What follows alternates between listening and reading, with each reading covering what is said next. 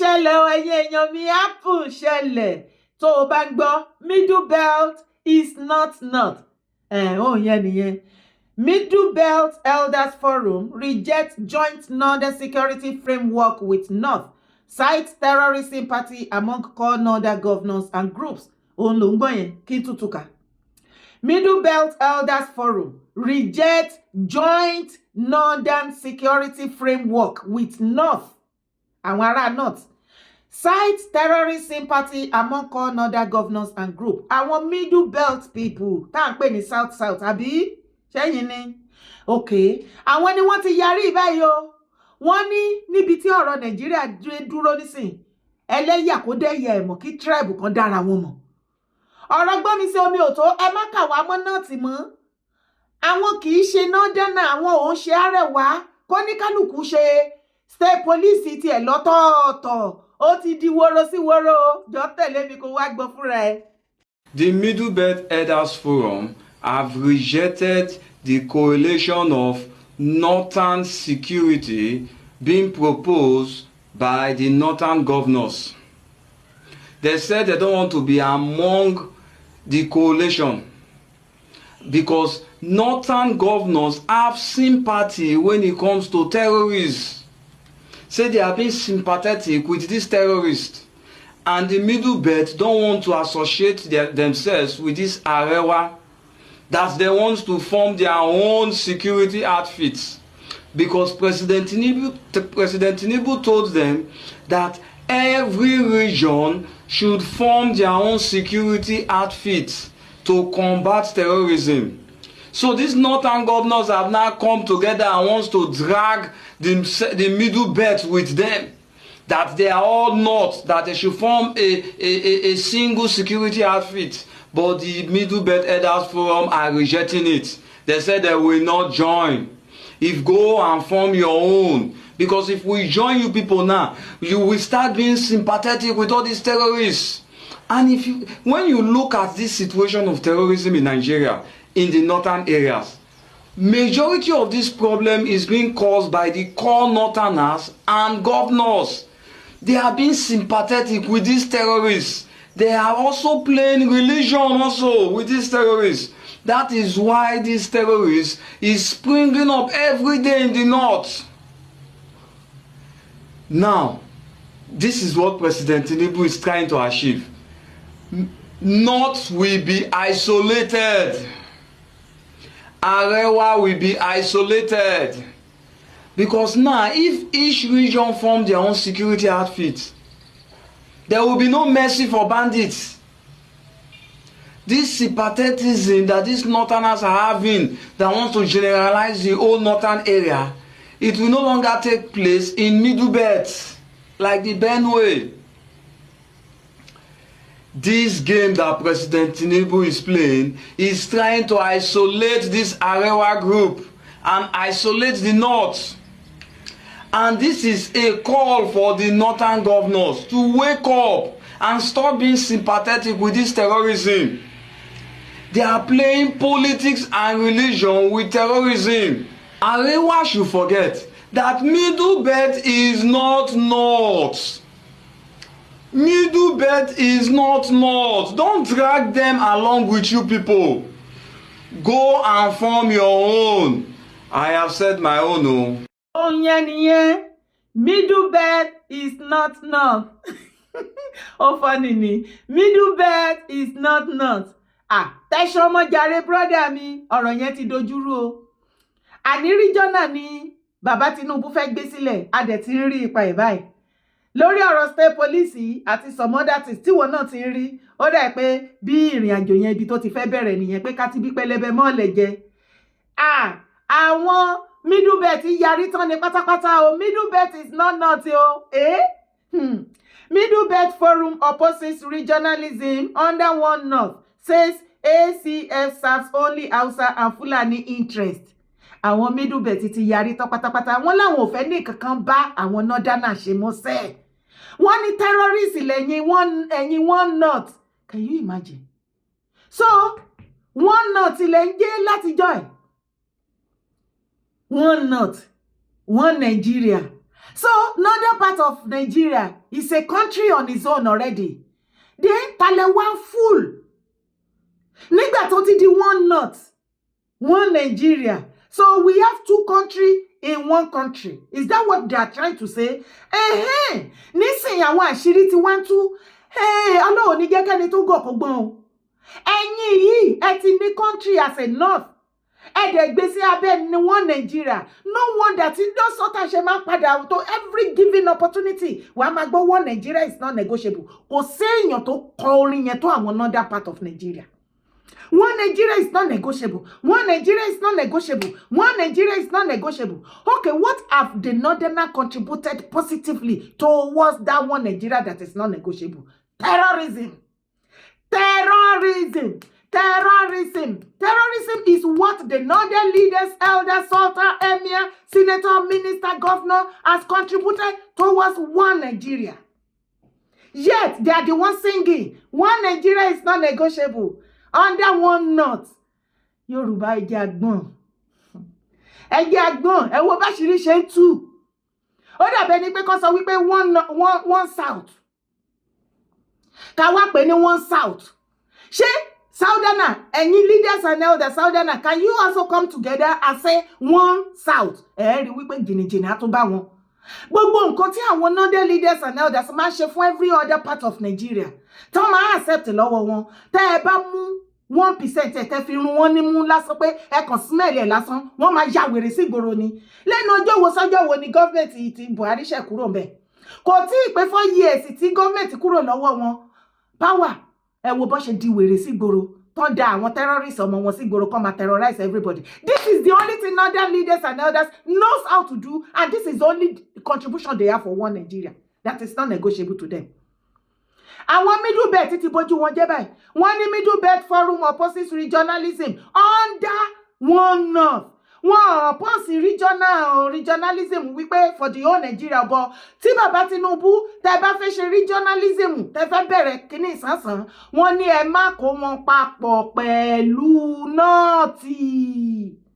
Wọ́n ní regionalism under one north àwọn ò ṣe. Ẹ fún àwọn middle belt ní títí wọn lọ́tọ̀, ẹ fún àwọn Arewa ní títí wọn, ibẹ̀ ni kọ́kọ́ wọ́n tún tẹ̀síwájú.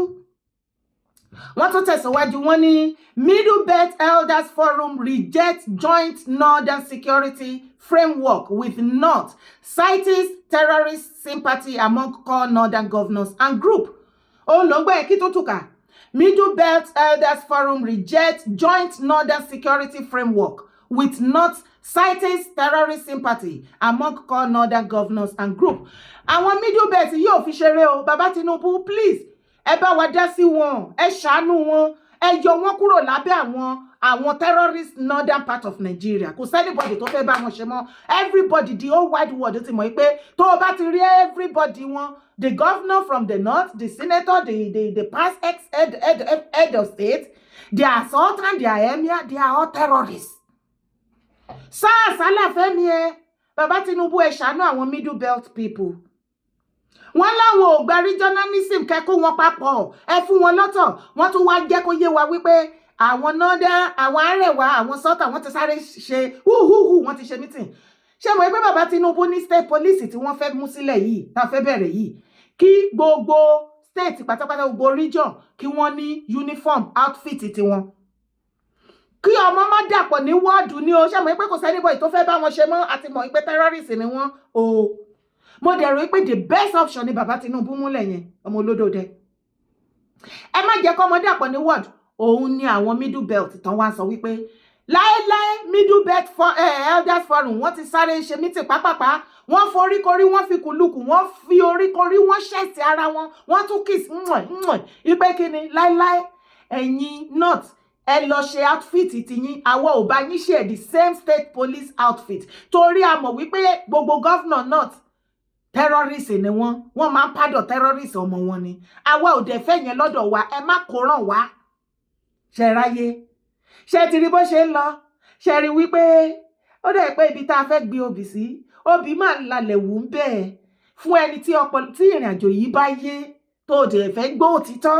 tí ò sí nídìí àbòsí àfi tó bá jẹ́ pé nǹkan míì wà ń bẹ̀ tó òun sọ táwa ò mọ̀ o ṣùgbọ́n tó bá jẹ́ wípé ilẹ̀ káàárọ̀ òjíire lájọ ń jà fún ta fẹ́ dá dúró pẹ̀lú nǹkan tí ó ṣẹlẹ̀ yìí ẹ jẹ́ ká máa fọkàn bá lọ ẹ má jà ṣàbòsí ẹ má jà ṣọ̀tẹ̀ tó jẹ́ sí pé state police lásán oníkálukú á ní uniform kò ní sí wípé uniform ẹyọ kan tó pa gbogbo àwọn àmì papọ̀ àbí gbogbo àwọn police wa papọ̀ oníkálukú á ní uniform tiẹ̀ wọ́n á dára wọn mọ̀ tọ́dọ̀ tí Yorùbá yàtọ̀ gédégbé sí ti tàwọn eléyìí tẹ́lẹ̀ yá yàtọ̀ gédégbé sí ti tàwọn eléyìí tẹ́nibọ̀dì bá ti wá commit crime bọ́wọ́ bá tẹ̀ ẹni rẹ lọ.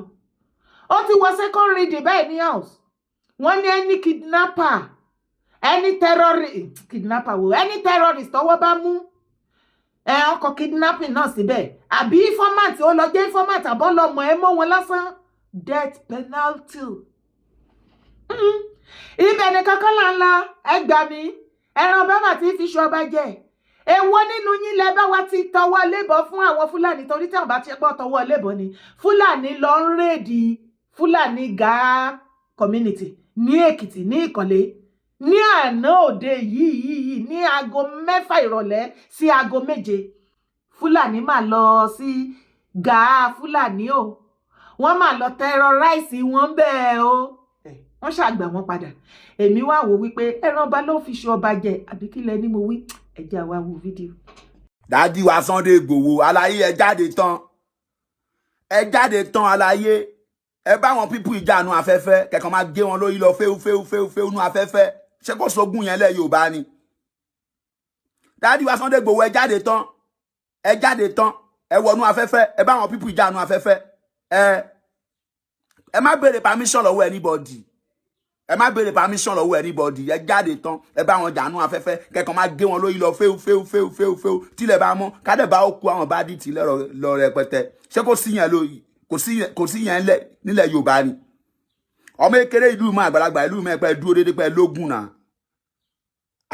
ẹ jáde tán ẹ bá wọn jànú afẹ́fẹ́ tó bá ṣú ọ̀fun yín aláyé pé ẹ lógún gbógun yẹn wà lẹ́ lóòótọ́ aláyé jáde tán nú afẹ́fẹ́ ẹ bá wọn jànú afẹ́fẹ́ kẹ̀kọ́ máa gé wọn lórí lọ fẹ́u tẹ́bà dẹ̀ lè ṣe yẹn ẹ bẹ òòṣà àwọn bàbá láyín ẹ bẹ lọ́wọ́ ẹ̀sà àwọn Banditry kó ṣàbá wọn jànú afẹ́fẹ́ náà táwọn èèyàn bá ṣàwà l'Amẹ́ríkà tó bá wà London àwọn èèyàn máa ń sa oògùn sí wọn láti Nàìjà ń bí tó lè máa kàn án lára London tó máa kàn án lára l'Amẹ́ríkà aláyẹ bẹ àwọn òòṣà bàbá láyín ẹ bẹ sáwọn Banditry yìí náà ẹ jáde tán fún wa ẹ jáde tán fúnlẹ̀ Yorùbá dádì wa Gani Adams oyè àwòdì náà fi ń jẹ o ọ̀hún ọ̀dẹ̀ lè fi ẹ̀yàn joyè àwòdì kó má lè gbẹ́dìyẹ Ààrẹ Ọ̀nà Kakanfò ilẹ̀ Yorùbá la fi ń jẹ àsìkò tẹ́ ẹ máa fi Ààrẹ Ọ̀nà Kakanfò yìí gbẹ́dìyẹ láwa ẹ gbẹ́dìyẹ bó bá ṣe wù yín oyè àwòdì la fi ń jẹ ẹ kó ẹdìyà àwọn Banditry bó bá ṣe wù yín àsìkò tó bá yẹ kẹ́ fi Ààrẹ Ọ̀nà Kakanfò mẹ́nẹ́ sí aláyé ẹ fi mú àsìkò tó bá yẹ kẹ́ fi Ààrẹ Ọ̀nà Kakanfò mú jágánà aláyé ẹ fi mú ẹ fi lọ klọ́ọ̀bù àsìkò tó bá yẹ kẹ́ fi Ààrẹ Ọ̀nà Kakanfò tá a fi ń jẹ jà fúnlẹ̀ Yorùbá aláyé ẹ fi jà fúnlẹ̀ Yorùbá ẹ fi jà fúnlẹ̀ Yorùbá kò yí sí kan tó fìyàn jẹ Ààrẹ Ọ̀nà Kakanfò ilẹ̀ Yorùbá ẹ̀yàn kékeré kọ́ ló fi ń jẹ Ààrẹ Ọ̀nà Kakanfò ilẹ̀ Yorùbá aláyé ẹ jáde tán ẹ fi Ààrẹ Ọ̀nà Kakanfò tá a fi ń jẹ ilẹ̀ Yorùbá ẹ fi jáde tán a ti fi ń joyè àwòdì bá mi bàbá ẹ kó ẹ dìyẹ ní táìmù tá a wà yìí àsìkò tẹ́ ẹ lè fi oyè àwòdì yẹn gangan ẹ fi kó ẹ dìyẹ fi jáde tán àwọn Banditry ti ń pa wá jù ẹ̀dẹ̀ lájú lẹ̀ ń wò aláyẹ ẹ jáde tán fún wa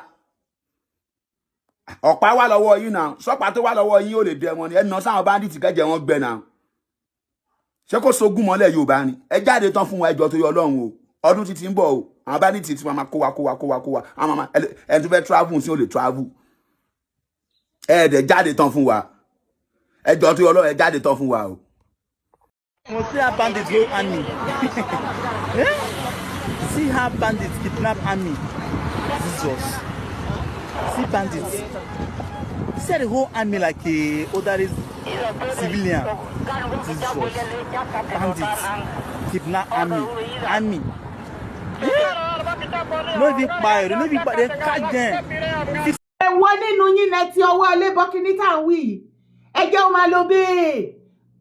Ṣé ẹ mọ̀ wípé ńgbà tó stage gbogbo èèyàn bẹ̀rẹ̀ sí ní ṣe fídíò síta wípé ẹ̀yin big mommy àwa náà bá wọn dá sí ẹ̀yin big mommy tẹ́ ẹ fi 200 years tẹ́ ẹ fi rán miniskirt wọ́n ní kẹ́ bá wa dá sí ọ̀rọ̀ yìí wàá ti máa rí àwọn fídíò lẹ́nu ọjọ́ mẹ́ta ìbí Fúlàní ṣe ń kọjú ìbọn síra wọn tó ń pa ìyàwó ara wọn tó ń pa ọmọ wọn mistakenly o ibi tẹ́ gbà yọ sí wọn nìyẹn ẹ̀yin big mommy you are doing well ẹ ṣe wọn ẹ ṣe gan ni ẹ kú àgbàlẹ̀ wa amore ẹ̀yin big mommy tó bẹ́ẹ̀ ni èmi náà sọ mo sọ lọ́jọ́ yẹn àwọn big mommy ti ṣẹ́jú ojú náà fi sí wọ́n bá ṣẹ́jú mọ́ ẹ paná ojú mọ́ ẹ pákó ó yá ẹ máa ṣera yín ẹ máa para yín ọ̀pá tẹ́ fi ń pa gbogbo ará ìlú yẹn ó yẹ máa fi para yín fídíò tó ti fi mistakenly para yín bọ́ para wọn báyìí sí tó ti wà lọ́wọ́ mi àti máa tó 5 mihàn ìyẹn ní kọ́kọ́ àwọn terrorists wọ Èkìtì wọ́n lọ ṣe kí ni wọ́n lọ terrorize wọn as usual fẹ́ lọ kidnap Gaa community Gaa Fúlàní làwọn náà tó lọ ẹran ọba ti mú ṣọ ọba jẹ o ó dẹ̀ pé Fúlàní ti wá kọjú ìjà finally fúnra wọn o èwo nínú ẹ̀yin pípù ilẹ̀ gbẹ́bọ ṣùgbọ́n ẹ má yí ẹbọ ẹ má stop ẹbọ yẹn o bó jẹ́ àdúrà wa náà ló ń gbà ẹjẹ́ àtẹ̀sán má dúrà yẹn o gbogbo nǹkan tá a bá ń kò tí ẹjẹ́ a máa kò tí terrorist lọ kidnap Gaa Fúlàní ní Èkìtì ẹjẹ́ àdébẹ̀. Banditry Ekiti community residents rescued after fierce gunfight with security official. Armed bandits attacked the Gaa Fulani community in Iyemero, Ikole local government of Ekiti state on Wednesday evening, abducting residents and looting valuables in a raid that lasted between 6 p.m. and 7 p.m. on December 3rd, 2025.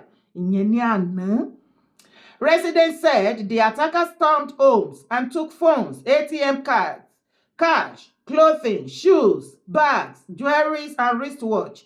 They were intercepted shortly after by the Iyemero Community Security Network, supported by soldiers stationed nearby.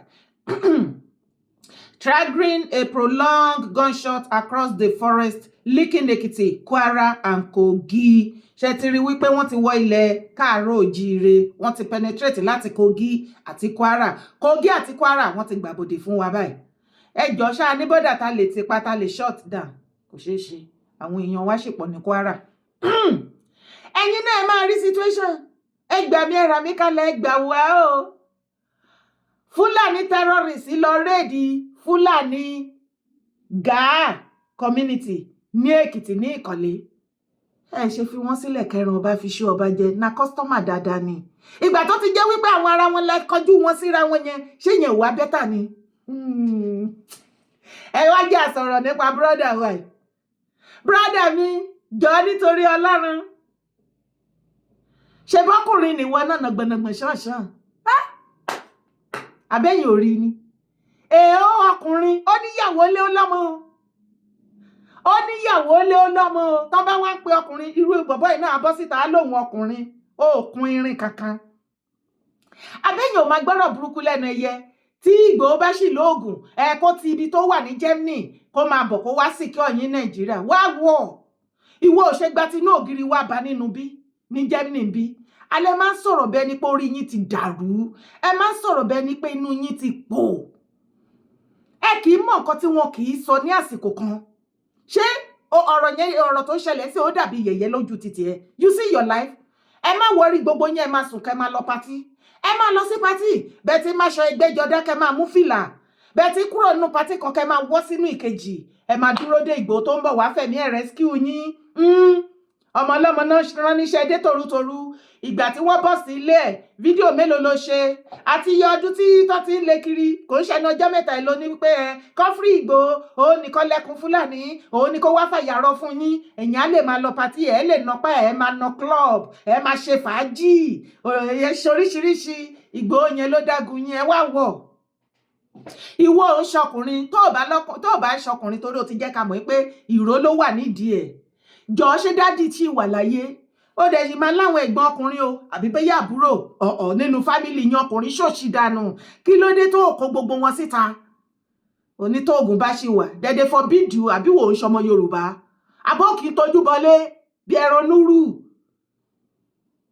onísọkúsọ ẹ̀yin náà ẹ wo bí àwọn terrorists ṣe arrest àwọn àmì tó yẹ kó protect ìwà tèmi tí mo bá wá sọ fún yín wípé ọ̀rọ̀ yìí ti kọjá rádaràda wọ́n ti hijack àwọn military wa nírọ́ ni ẹ wo terrorist bó ti máa ṣe àwọn military tí ìwà tèmi tá a gbọ́kànlé ta lọ ń rìn láti wípé yes they are there to fight for us and ṣé wọn gbìyànjú ni nígbà tí Nigeria government kó ọ̀pá tí ò dáa fún wọn tó kó sophisticated ọ̀pá lé ọdún terrorist ní ìgbà tí Nigeria government fún terrorist ní backup kí ló dé tán ní bojú military jẹ look at the way they are maltreating our military báyẹn kó wọn láyé báyìí sí ó ti ṣọ́ọ̀jù ni wọ́n máa pa wọ́n ni ṣe borí àìmọye tí wọ́n dúbú wọn tó fi kíní sokùn mọ́wọ́ wọn sẹ́yìn tán dẹ̀ yìnbọn lu àwọn military wa yet Nigeria government wà ń bẹ̀ wọ́n rí ìkọ̀kọ̀ ṣe wọ́n mọ ibi táwọn people yìí wà wọ́n lọ ń bẹ̀ wọ́n dẹ̀ pa àwọn original ọmọkọ Nigeria tó fi ara wọn jìn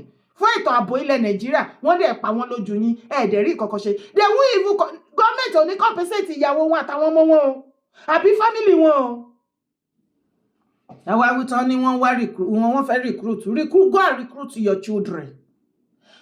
recruit your children nìkẹ́ni kí ló dé ganan ṣógun láyé ní ọmọ Yorùbá ẹ má mà jẹ́ àsùnlé àwọn ará bíi ti wà bẹ́ẹ̀ o òun lẹ́ ń gbọ́ yìí wọ́n ti wà lẹ́kìtì gbogbo Èkìtì ẹ dìde gọ́vnà Oyèbánjí ẹ má sáré second term nìkan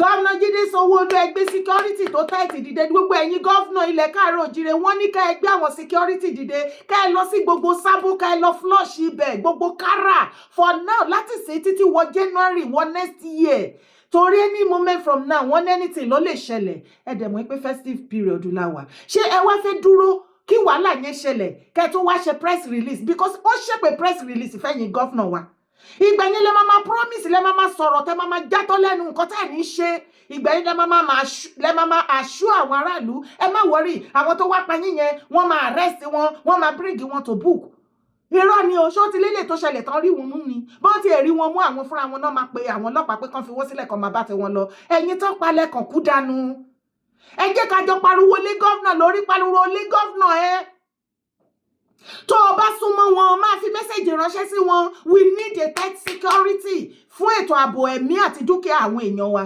ṣùgbọ́n ilé ti terrorist wa lọ ń kidnap Fúlàní ní Gàá Fúlàní community ẹjọ́ máa lo bẹ́ẹ̀ kó máa lo bẹ́ẹ̀ orúkọ tèmi ò yí padà Yèyé Dára Kowé ni mò ń jẹ́ má gbàgbé láti bá mi like fídíò tó bá like bá mi drop comment tó bá tó wá like bá mi share tó bá dẹ̀ wá ti ṣe God bless you ní dálẹ̀ ayé ṣe thank you for your love gbogbo ẹ̀yin tẹ́ ń fún mi ní support I appreciate you all. Irú ẹkùn ṣó gbàgbé ọmọdé yẹmọ Ìgbòho irú ẹkùn tiger tail.